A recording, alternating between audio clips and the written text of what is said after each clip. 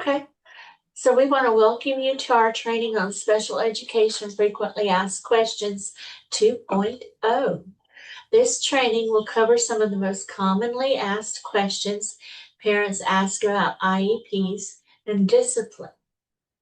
As part of our fact series, we've already had Special Education Fact 1.0, and the recording should be on our YouTube channel. And that covered identification, referral, and evaluation parts of special education. And then next month, so we're in July, we're going to have Special Education Fact 3.0 that covers the transition process. And you can attend that, parents can attend that, and students with disabilities, can attend all of this as well as that. We want to ensure this training is helpful and relevant to you. We'll be doing some interactive activities and ask you to complete an evaluation at the end. The evaluation results help us continuously improve training. It's going to take you less than 2 minutes to complete the evaluation. Everyone completing an evaluation is going to get a copy of the PowerPoint and a certificate of attendance. If at any time you lose audio or video, you may call in using the phone number included in your registration confirmation. Participants are encouraged to submit questions in the chat box. You'll also have a Q&A time at the end of this training. So I'm Melinda Elliott. I'm your presenter for this training, Facts 3.0, Frequently Asked Questions 2.0. See, I'm already thinking for 3. This is my coworker, my friend, Wallace Johnson. He also is an education specialist here. There's a third one of us, Beryl Cook, but y'all can see Wallace. He's also our techie person, or more techie than I am anyhow. Families Helping Families of Southwest Louisiana is one of 9 nonprofit families helping families resource centers in the Families Helping Families network of centers. We're also here to provide support to parents of children, youth, and adults with disabilities or special health care needs. We do this through individual assistance, information sharing, outreach, and trainings. This training was created with funding from the United States Department of Education to the Louisiana Parent Training and Information Center, which is a program of Families Helping Families of Greater New Orleans. And it was done in collaboration with the Louisiana Department of Education to be used by the statewide network of Families Helping Family Centers.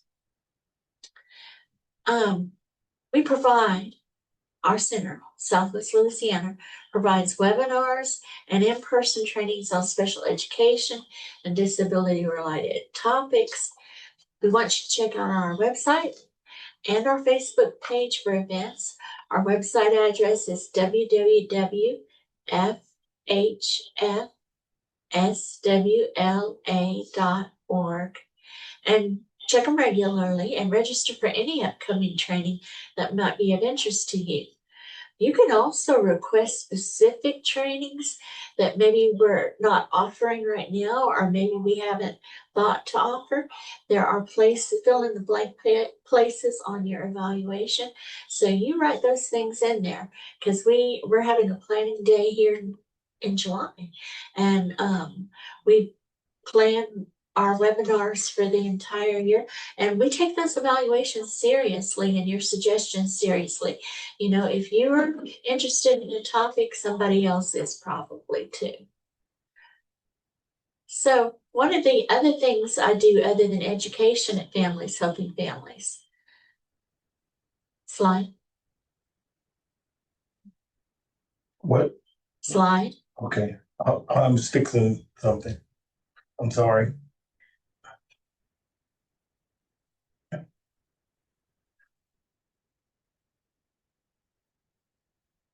Okay, I'm just going to go ahead and keep talking while we catch up on the slides.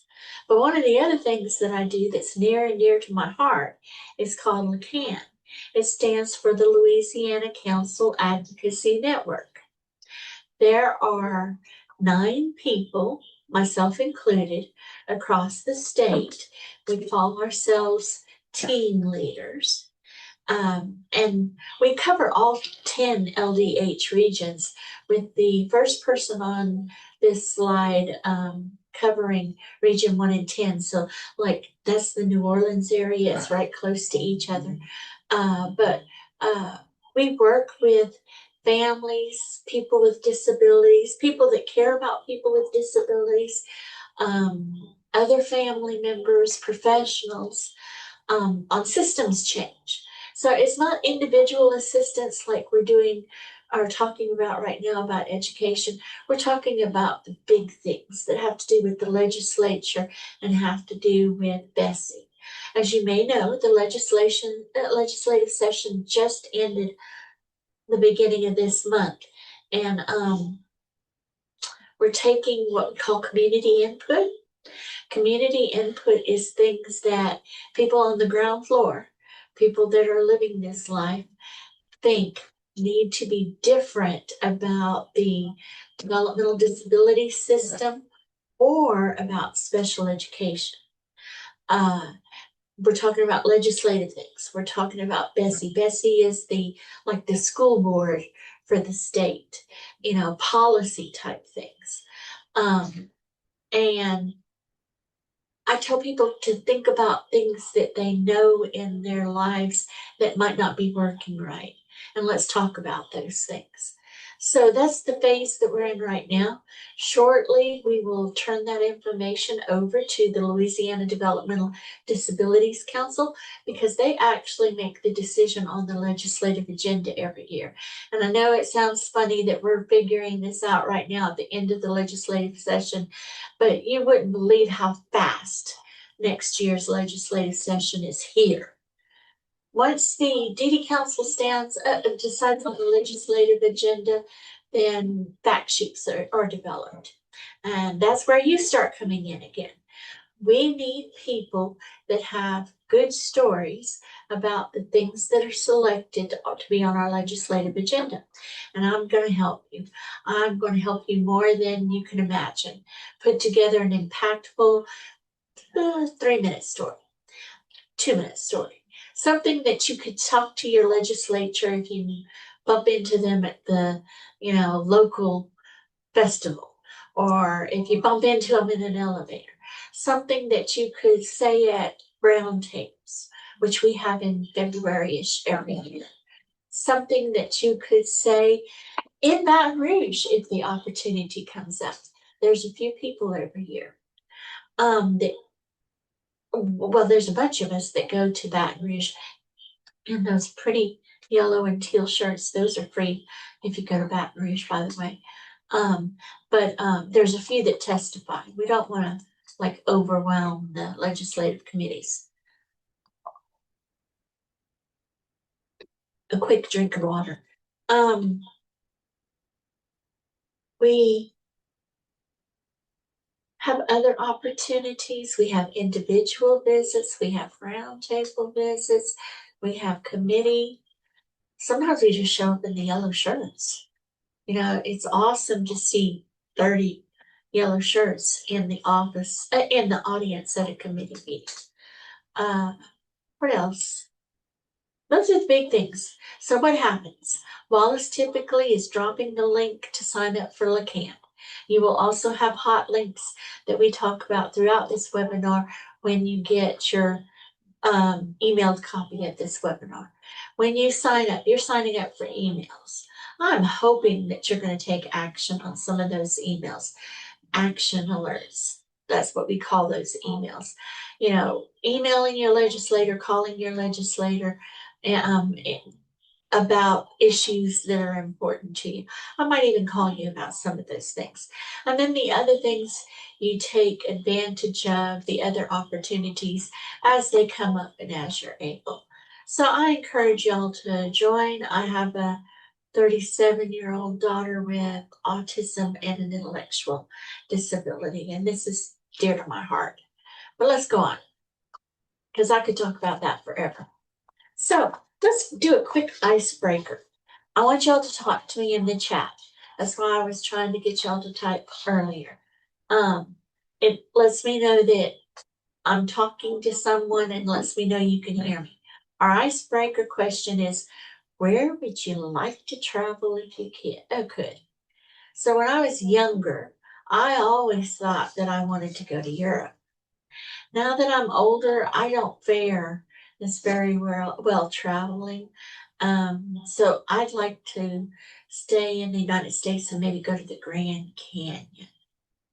So y'all talk to me in the chat. Where would you like to go? Someone saying Bora Bora, someone saying New York. New York. Where would you go if you could? Niagara Falls. Niagara Falls. Ooh, I might like that one too. All good choices. Thank y'all. So let's go over learning objectives for this training. 1, provide you with a list of commonly used acronyms and terms. 2, answer frequently asked questions about IEPs. 3, answer frequently asked questions about behavior and discipline. And 4, provide you with some resources on where to find answers to those frequently asked questions and more. Let's start with the acronyms that we're going to use in this presentation. So, slide.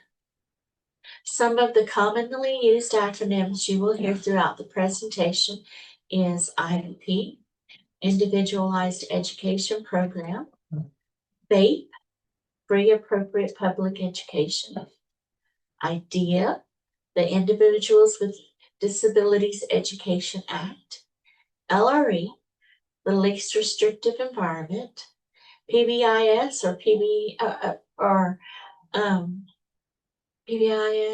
PBS, Positive Behavioral Intervention Supports, FBA, Functional Behavior Assessment, BIP, you might hear, Behavior Intervention Plan, MDR, Manifestation Determination Review, OCR, Office of Civil Rights.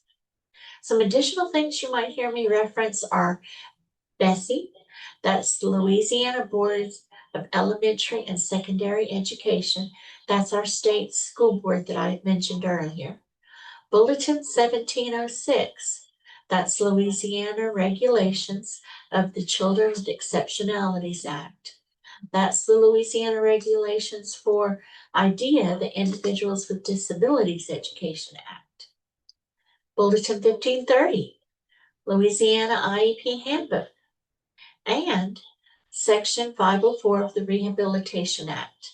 That's the federal law that prohibits discrimination based on disabilities. So, our first question back.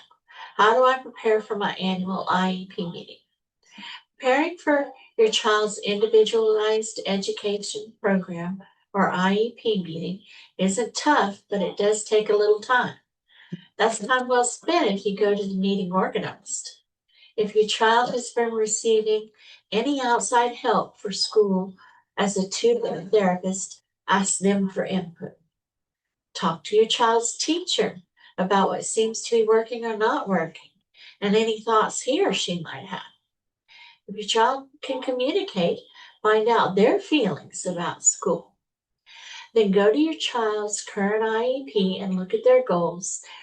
Review progress reports that you have been getting throughout the year and see how close they are to meeting those goals. If you're unsure, ask the teacher these questions before the meeting. Your child should be making great strides in meeting the goals or coming close to meeting them. If they aren't, you should be concerned and question why the IEP team hasn't reconvened sooner. IEP team meetings must be held once a year, but they can be held more frequently if necessary. A really good reason to hold one more frequently is when a child isn't making progress toward their goals. Then, go back and reread your most current reevaluation. Every time you read it, you're probably going to see something new that you can use or something new that's going to stand out. If this is your first IEP meeting, make sure you receive your evaluation in advance of your first IEP meeting so you have enough time to read it and understand it. And they'll schedule a meeting to be able to help you do that. But I hate getting the first evaluation from the school system and then like within seconds going into developing an IEP. I need more time to process, you know. The IEP has a block for parental concerns. Make sure you create a list of your concerns to be added to the IEP. These are your concerns. So don't include not to agree them if someone on the team says, oh, we're addressing that. That's still your concerns, right? For example, if your concern is your child isn't reading on grade level and the teacher says the reading interventionist is working with him, so that doesn't need to be a concern, you should include a statement similar to, even with the support of a reading interventionist, I'm still concerned about my child not reading on grade level. Then go to the IEP meeting with a list to discuss. You need to make your list into 2 columns. First thing are the non-negotiables. That are things that are FAPE, free, appropriate, public education related. And then negotiable, which should be for things non-FAPE related. Be nice to have, but it isn't really required by law.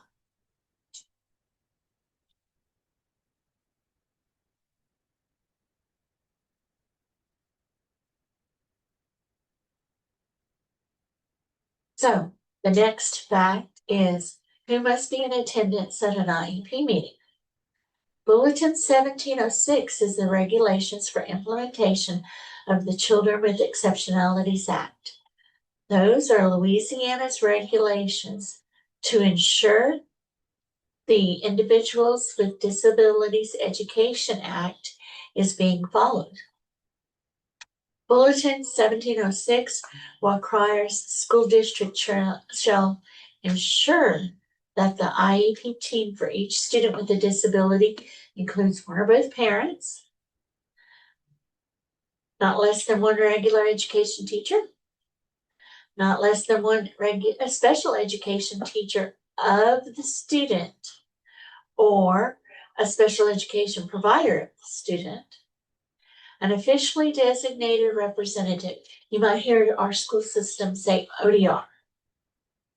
An individual who can interpret the instructional implications. That one didn't want to come out of evaluation results. At the direction of the parent or the school district, other individuals who have knowledge of special education or special expertise regarding the student. It could be related service personnel or other people as appropriate. And then the last one is whenever appropriate, student with a disability. I've seen little ones, you know, 3rd graders, even a little bit younger in IEP meetings learning how to advocate for themselves. And I've seen teenagers in there for 5 minutes and then they were done. They were ready to go back to class. If the student is transition age, that's 16 years or over, the school district will invite the student with the disability to attend his or her IEP meeting. If the student doesn't attend the meeting, the school district is going to take steps, things to ensure that the student's preferences and interests are considered. That might be an inventory, that might be a discussion. There's a variety of different things the school system can do. And we're going to go back over some of those things and in more detail in Fact 3.0. Is the school required to give me advance notice for an IEP meeting? The school district, now this is part of the law, this is in 1706. The school district is to take steps to ensure that one or both parents of the student with a disability are present at each IEP meeting or are afforded the opportunity to participate in the meeting. That includes notifying the parents of the meeting early enough to ensure that they have an opportunity to attend, and scheduling the meeting at a mutually agreed upon time and place. Section 322 of Bulletin 1706 also provides for other methods to ensure parent participation. And we bumped into several of these during COVID, by the way. If neither parent can attend the IEP meeting, the school district can use other methods, including individual or conference calls. The parent and the school system have to agree to the alternate means of meeting participation, but they can use video conferences. So there's other ways to do it if it's just impossible to get one or both parents there. Is there a time limit on an IEP meeting? Nowhere in the regulations addresses a time limit on IEP meetings. The law doesn't provide any guidance on minimum or maximum amount of minutes to meet, but the meeting should be long enough to provide the team enough time to plan a unique and appropriate IEP for your child. If for some reason you feel rushed, you ask to reconvene the meeting at another time. If the members of the team start the meeting stating they have a limited amount of time, let them know at the beginning that you're happy to go as far as they can, but y'all are going to need to reconvene if it isn't done or if it feels like it's being rushed. An initial IEP meeting could last as long as a few hours, depending on the needs of the student. Unfortunately, some schools will try to schedule a lot of IEP meetings on certain days and block out specific, fairly short timelines. That's just like inappropriate for an initial IEP meeting for sure, or even annual IEP meetings. There's no way you can anticipate how long it's going to take. There's no way you can adequately go over necessary IEP items in a predetermined amount of time. As a rule of thumb, plan for an hour at a minimum for an IEP meeting.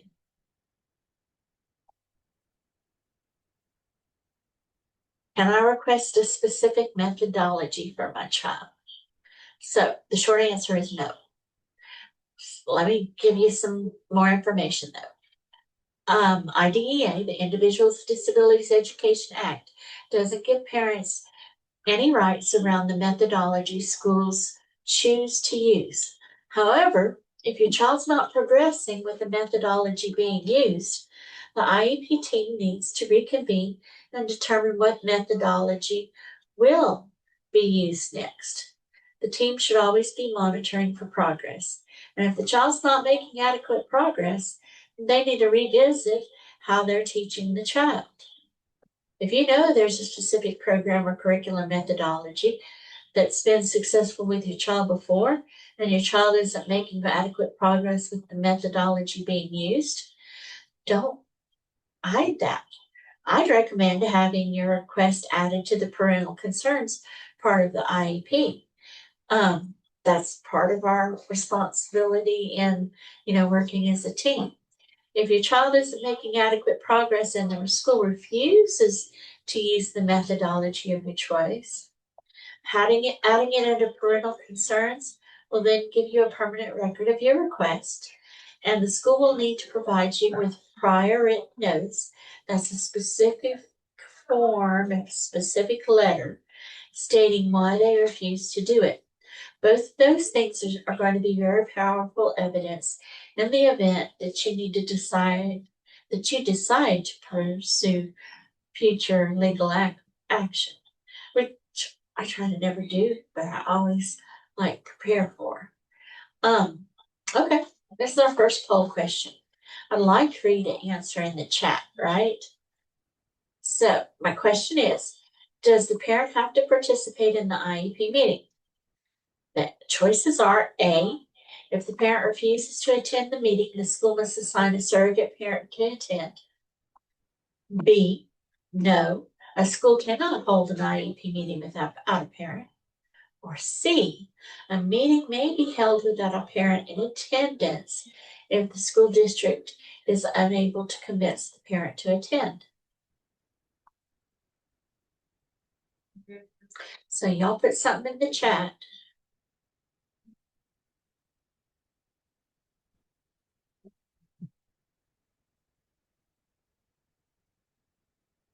The CC in the chat. Let's see. Okay. Now there's a bunch of C's. You have your answer in mind. Don't tell me. You don't have to tell me, but you have your answer in mind. Okay. I'll go with C as well. C? Okay. So let's look. The correct answer is C. In 322 of Bulletin 1706, under parent participation in conducting an IEP meeting without a parent in attendance, a meeting may be conducted without a parent if the school district is unable to convince the parents they should attend. The district has to keep a record of its attempts to arrange a mutually agreed upon time and place, and that evidence might be detailed records of telephone calls made or attempted and the results of those calls, and or copies of course, I'm going to say and copies of correspondence sent to the parents and any responses received, and detailed records of visits made to the parent's home or place of employment and the results of those visits. It's important to remember that if the school meets without the parent and it's the first IEP meeting, the parent still has to sign the IEP before services can be started. Now, if it's after the first IEP meeting, then the school system goes ahead and does what it needs to do.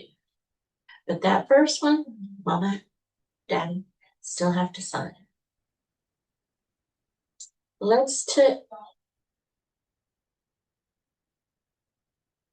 So let's take a look at where you can find the information on IEP meetings. This is a screenshot of Bessie, the Louisiana Board of Elementary and Secondary Education homepage. And like I said, we're going to send you a copy of this so you have a hot link, but the address is https://Bessie, BESE.louisiana.gov/. So if you look at my screen, this is Wallace. Wallace puts all this cool stuff together. If you look at the screenshot, you're going to see a blue arrow. And you click on policies and bulletins. If you click on that, it's going to bring you to the landing page for policies and bulletins. On that landing page, you scroll down the home page and look for the section on special education. In that section on special education, oh, and I should mention, Wallace updated this like this past week because the Louisiana Department of Education website has changed. So he's really hooking y'all up. But let's see. In this section on special education, where the blue arrow is pointing, click on Bulletin 1706, Regulations for the Implementation of the Children with Exceptionalities Act. That's going to take you to where you can find information on IEP meetings. Let's look at the table of contents a little bit. Will that work?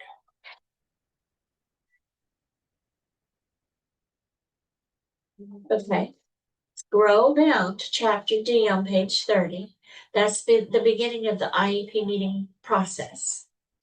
Section 322 is where the bit on parent participation starts.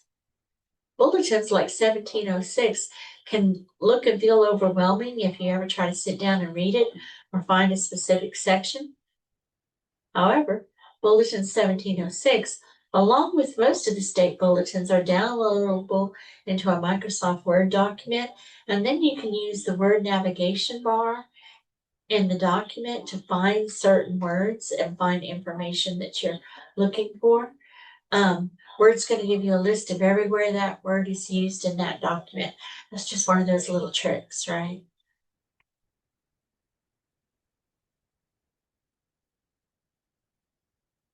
So the next question, or for our next fact, do I have to pick up my child every time she has a meltdown? When a school calls for you to pick up your child, you need to ask, are they sick? If the school says no, then you need to ask why you're picking them up.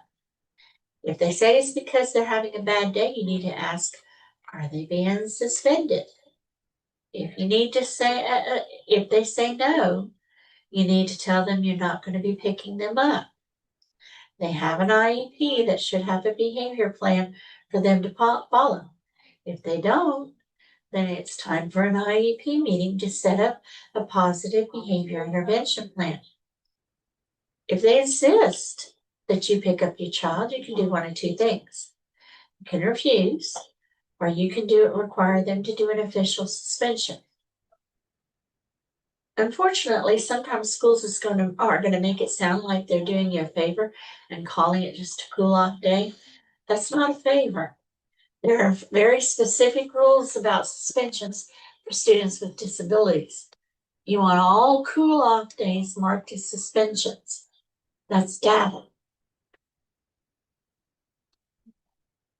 There's no limit to how many cool off days that the school system can use. Here in my line of work, we always get the people in crisis. Not always. We often get the people in crisis.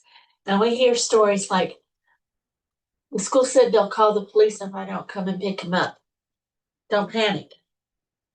Let them know that you consider that to be a violation of your child's rights. And rather than call the police, why not just suspend them and then you'll come pick them up? On occasion, parents will get calls from office clerks or discipline staff who are unaware the student has an IEP. If you think that might be the case, you might want to ask whoever you're talking to if the special education teacher is aware that there's a suspension going on, and ask for the special education teacher to call you to discuss it. Then you kind of say the same information I'm talking about to that person and see if you get a better or more supportive response. Okay? Hey, y'all got any questions? I don't know that I remembered at the beginning to say, if y'all got questions, hit me up in the chat box. I will answer questions as I go along. And you can ask me as I go along too. I just didn't think of saying it. What are the school's responsibilities for handling continuous behavior issues? If your child's behavior prevents him or other children from learning, the IEP should include goals to address those problem behaviors. The team needs to consider positive behavior intervention supports, PBIS, and other strategies to change the child's behavior. Research demonstrates that PBIS and supports are effective in dealing with behavior that's dangerous, disruptive, impedes learning, and leads to social exclusion. Students exhibiting continuous behavior issues should have a functional behavior assessment. You'll sometimes hear that acronym FBA, that's functional behavior assessment. That identifies the purpose of the behavior. Data will be collected and analyzed by observing the child in different settings. I like data a lot. The data should identify the behavior that needs to change, lead to a hypothesis, an educated guess about the reason for the behavior, and lead to interventions to help change the behavior. Those interventions will then need to be tracked and evaluated for effectiveness to see if they work. A behavior intervention plan, a BIP, needs to be created for any child with continuous behavior problems. The plan should address skills training to increase appropriate behavior, changes in the classroom and other environments to reduce or eliminate problem behaviors, strategies to replace problem behaviors with appropriate behaviors, supports for your child to use the appropriate behaviors, and data collection to monitor your child's progress. I have a question. Sure. Is the BIP the same as a behavior support? Yes. If they have an IEP, yes, ma'am.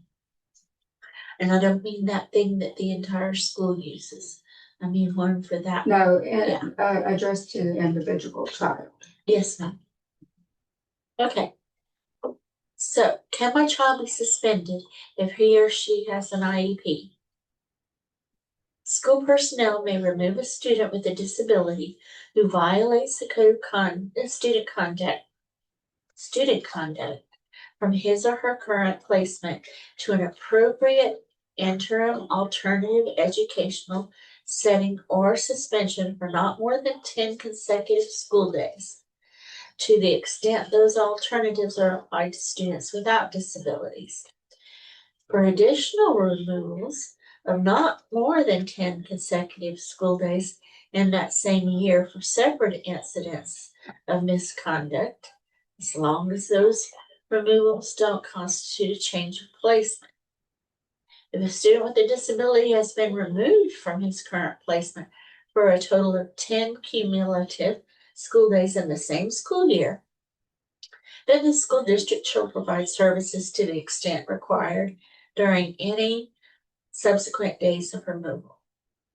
School personnel may consider any unique circumstances on a case-by-case basis when determining whether a change of placement consistent with the requirements related to discipline is appropriate for a student with a disability who violates the code of conduct.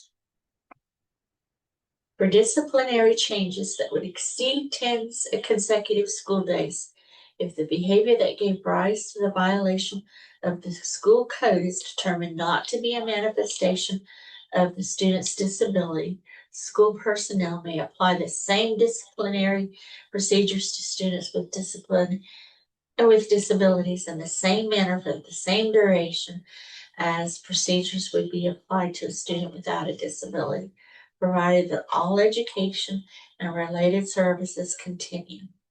The student's IEP team determines the interim alternative educational setting for such services. That's a long one. We have entire webinars, workshops devoted to discipline. So I'm not going to pretend like that's the, when you get it, you'll be able to read this, but I'm not going to pretend like that's a completely clear answer. I'm going to encourage you to go to our YouTube site, look for a webinar within the past year or two, not the ones that are 5 years old, because you know how YouTube, you might know how YouTube is. It saves every video you put on there, which is good. Don't get me wrong. But get something within the past couple of years because things change. About discipline, about parents' rights, and attend one of those. Or we'll be having some of those shortly. Attend some of them shortly.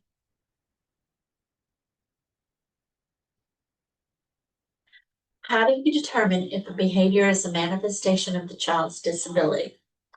Within 10 school days of any decision to change the placement of a student with a disability, because of a violation of the Code of Student Conduct, the school district, parent, and relevant members of the IEP team shall review all relevant information in the student's file to determine 1, if the conduct in question was caused by or had a direct and substantial relationship to the student's disability, 2, if the conduct in question was the direct result of the school district's failure to implement the student's IEP.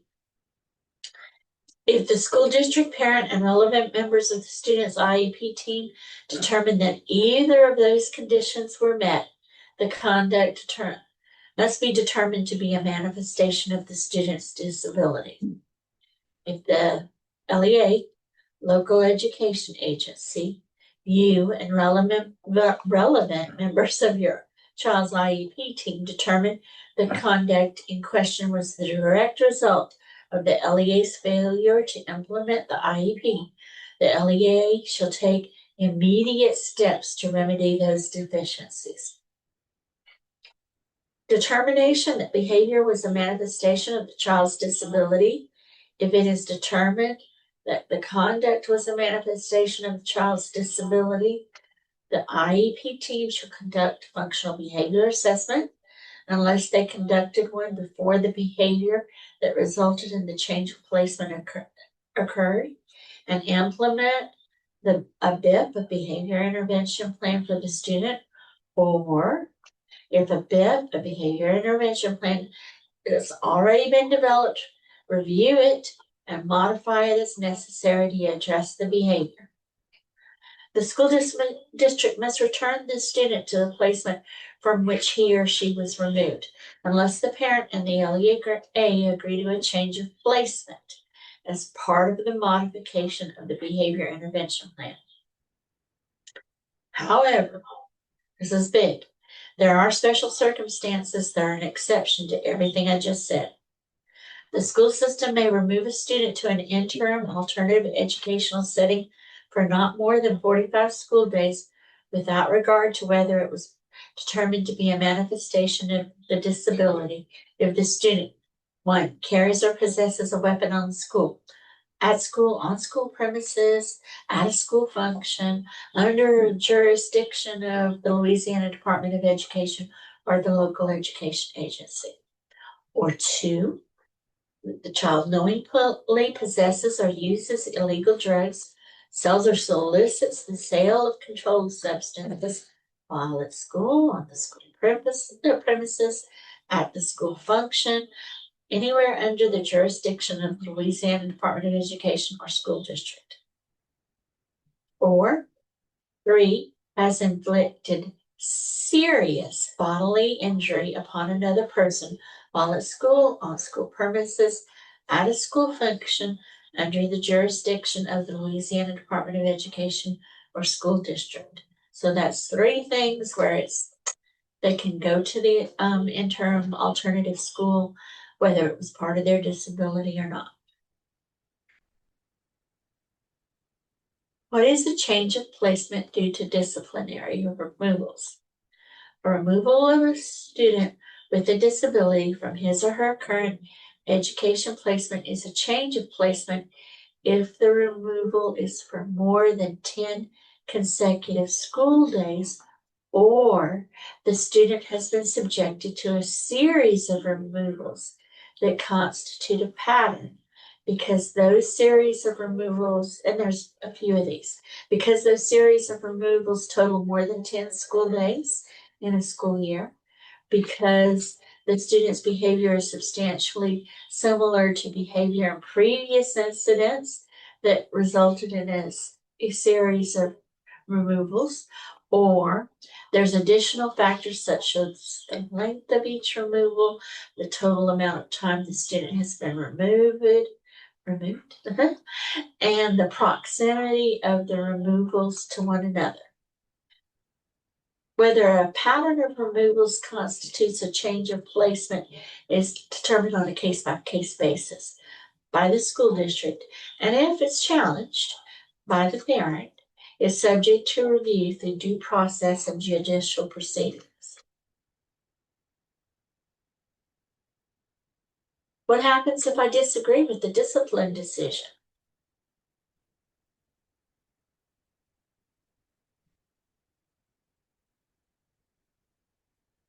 Let's see.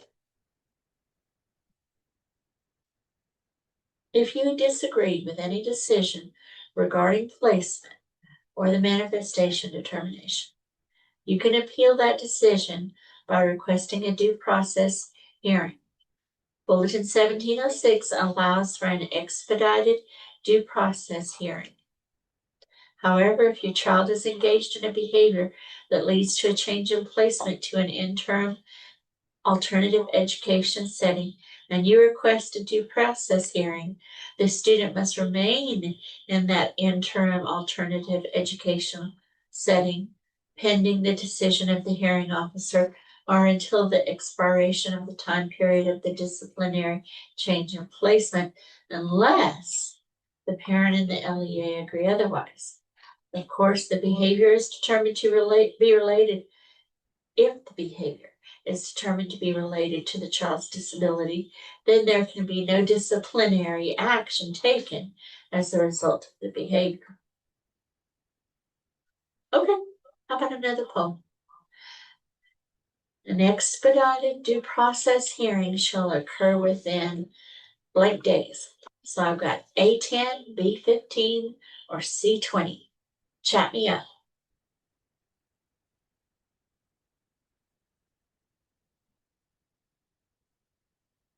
C. You want to go with B? C. You want to go with C20? Okay, I see A in the chat. So if somebody said 10, I have a 20 and a 10. Okay. Anybody else?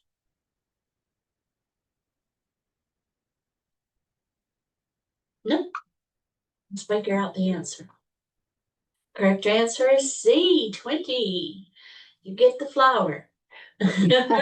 Whenever a hearing is requested to determine an interim alternative education setting, the parent or the school district involved in the dispute shall have an opportunity for an impartial due process hearing consistent with Bulletin 1706, Subchapter B, Section 532.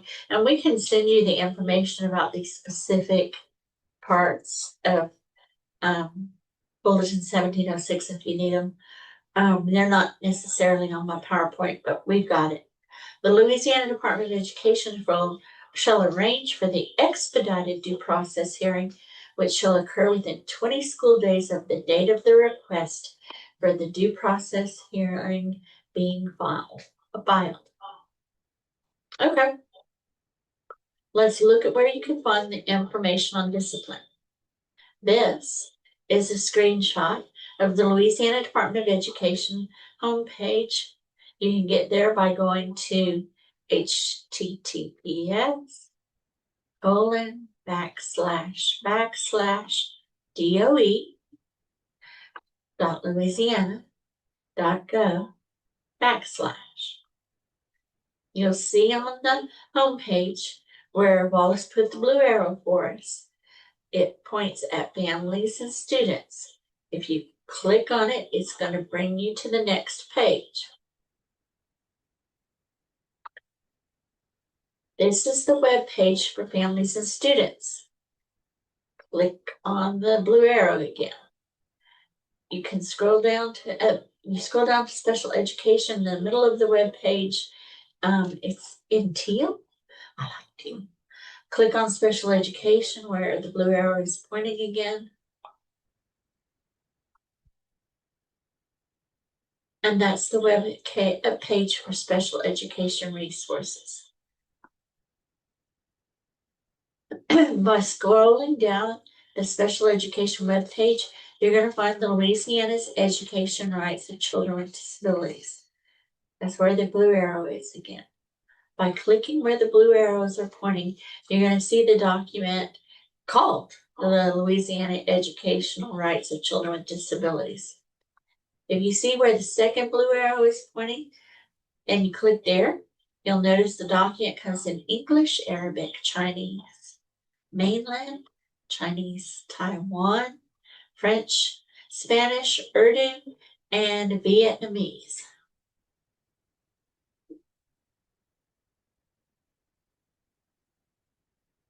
This guide was developed by the Louisiana Department of Education. It is meant to help parents navigate the complex system that oversees special education in Louisiana public schools. Each year, the school system is going to give you a copy of this, a paper copy. This handbook is your notice of your procedural safeguards.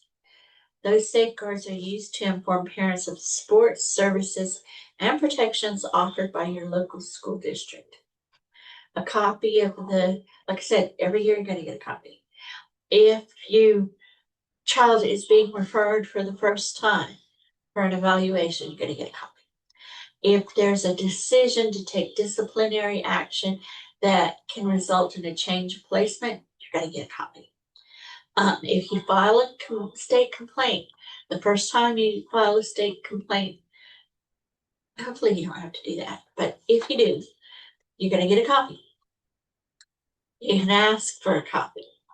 You can call me and Wallace. We can email, and Beryl.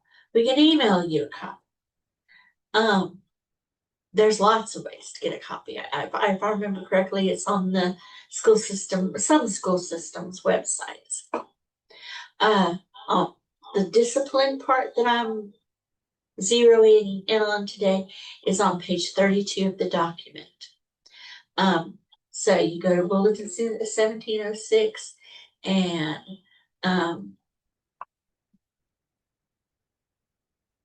go to page 32. Let's see. FAPE. What is FAPE? That's an acronym for Free Appropriate Public Education. When Public Law 94-142 was enacted in 1975. Now, it really wasn't that long ago if you think about it, but still, 1975. It required that states submit plans that assured all students with disabilities the right to a free, appropriate public education. IDEA, the Individuals with Disabilities Education Act, defines FAPE as special education and related services that are provided at public expense under public supervision and direction and without charge, that meets state standards, that includes preschool, elementary school, or secondary school education in the state, and are provided in conformity with the individualized education program. Today, IDEA requires that all states demonstrate they have, in effect, a policy that assures all children with disabilities the right to a free, appropriate education.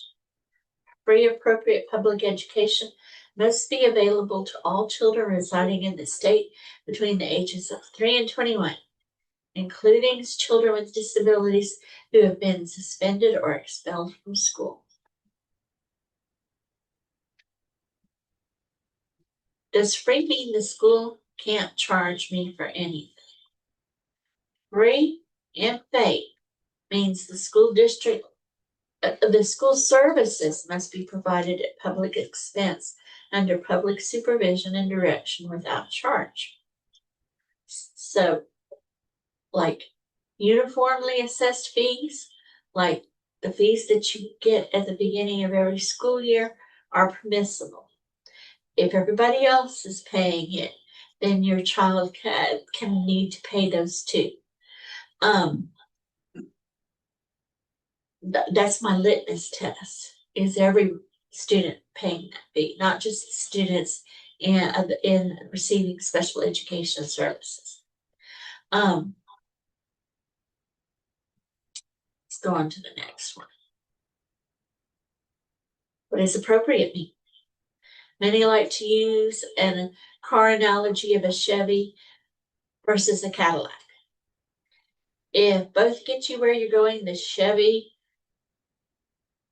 is the most appropriate because it costs less, the results are the same.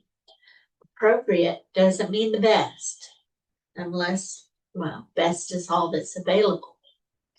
Before 2017, the standard for special education progress was some educational benefit. In 2017, the Supreme Court made a landmark ruling which changed the long-lasting standing of some educational benefit standard to appropriately ambitious in light of circumstances. The court wants every child to have a chance to meet challenging objectives. To meet its substantive obligation under the IDEA, a school must offer an IEP reasonably calculated to enable a child to make progress appropriate in light of the child's circumstances. That's called Andrew F. Standard. Some of the ways a school can make sure goals are appropriate include conduct complete, thorough, and meaningful assessments that include observations in multiple settings, as well as thoughtful analysis of the student needs. Assessment drives the IEP. Develop IEP goals that are appropriate, ambitious, based on the student's unique circumstances. The same IEP goals shouldn't be written over and over again. If you have an IEP and the goals are the same as last year, we need to talk. Not that it might not happen, but it shouldn't happen over and over. Progress reporting is required. So every time that there's a report card that goes out to your child, you get a progress report. If the student is not making progress, you need to reconvene and address the lack of progress, maybe by changing the goals or the services. Document a thoughtful and well-established plan in the IEP. Show considerations of unique circumstances and be appropriately ambitious in the development of the FAPE offer. IDEA doesn't have a specific definition for the meaning of appropriate. The lack of a specific definition of appropriate education in IDEA has led to frequent disagreements between parents and schools regarding an appropriate education for a particular student. It's also led to several landmark cases, the most recent one being Andrew F. case that I mentioned earlier. That one was heard in the Supreme Court.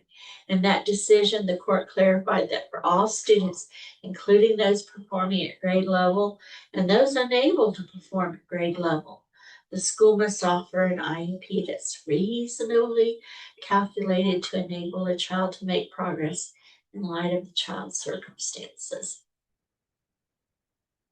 How do I know if my child is benefiting from their educational program?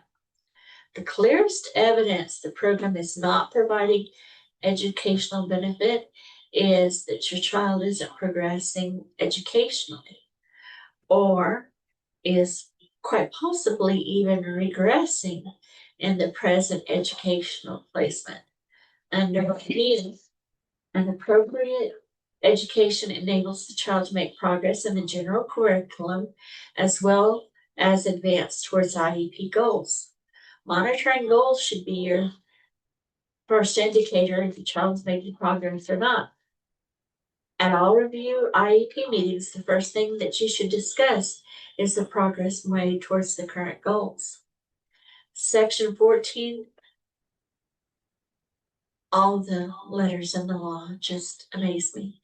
Section 1400 C5 of IDEA specifically states, almost 30 years of research and experience has demonstrated that the education of children with disabilities can be more effective by strengthening the role and responsibility of parents and ensuring that families of such children have meaningful opportunities to participate in the education of their children in school and at home.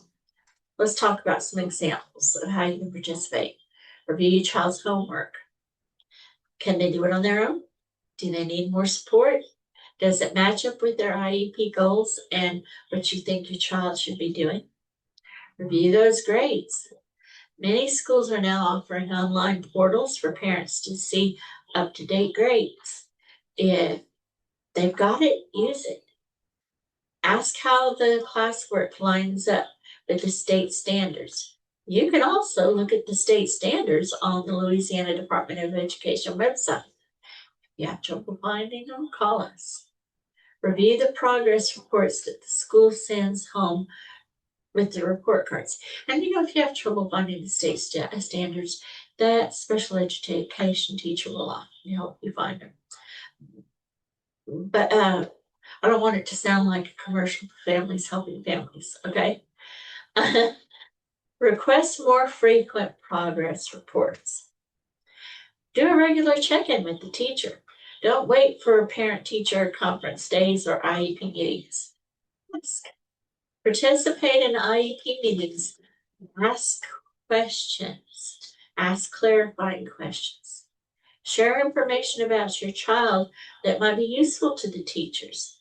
An excellent way to do this is the All About Me or My Portfolio I believe those are still available on, are they on our website? Yeah, and on the PTI's website.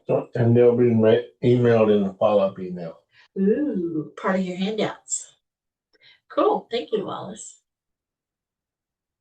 Can my child participate in extracurricular activities and after-school programs? Yep, they sure can. They enhance your child's life as a member of the school community. IDEA is specific that children with disabilities can participate in extracurricular activities and other non-academic activities. There's a section of the IEP that's especially about that. IDEA doesn't specifically address after-school programs like aftercare for younger children. However, all students with an IEP are also protected under Section 504 of the Rehabilitation Act, and Section 504 protects people with disabilities from being discriminated against. Section 504 requires programs provide students with disabilities equal opportunity to participate in activities and programs. The regulation implementing Section 504 at 34 CFR 104.4A states that no qualified individual with a disability shall, on the basis of their disability, be excluded from participation in, be denied the benefits of, or otherwise be subjected to discrimination under any program or activity which receives financial assistance from the Department of Education. Let's see. How am I doing for time, Wallace? We're a little bit past 1, but we're almost finished. Okay. Can my child, no, I already did that one. Let's go. Here's the list of the resources we talked about today. Links to those are going to be provided in the information you receive after completing your evaluation. Our next workshop is the FATEC series. Here's the information about it. If it's not on our website already, it will be within the next week. It's Wednesday, July 22nd, if you want to write it down, from 1 to 2 p.m. Like I said, you're going to be getting this shortly. Part 3 is about transition from high school to adult life for students with disabilities. We're going to cover some of the questions most asked by parents and students about the transition process. You have the option of attending in person or virtually. We have snacks, door prizes for the next one. The information about this will be like in the email as well. But if it's not on our website, it's gonna be on our website. I love our website. If you need additional support, you can contact us 1-800-894-6558, toll free, or if you're in Lake Charles, 337-436-2570. You can email us info@FHFSWLA.org. That there are like 4 of us, I think, that check that email. We provide lots of great information on our social media channels, Facebook, Instagram, YouTube. Like us, follow us, share our posts. Gives us a little boost. Maybe more people find us. Our website is great information. We have a newsletter. You can ask to be added to our newsletter list. We can hook you up that way. Wallace will probably be dropping the link for your evaluation. If you would do it, we would appreciate it. You're going to get a copy to the link in the email. It's going to help us improve our training. And like I said, you get the PowerPoint and the certificate of attendance and any other handouts that we got that we can give y'all. And I'm at the end. Hopefully you've learned some new things. Wallace and I are both sitting here willing to answer questions. Wallace, turn off the recording. If you have questions that haven't been answered and you want to contact us separately, email us, call us.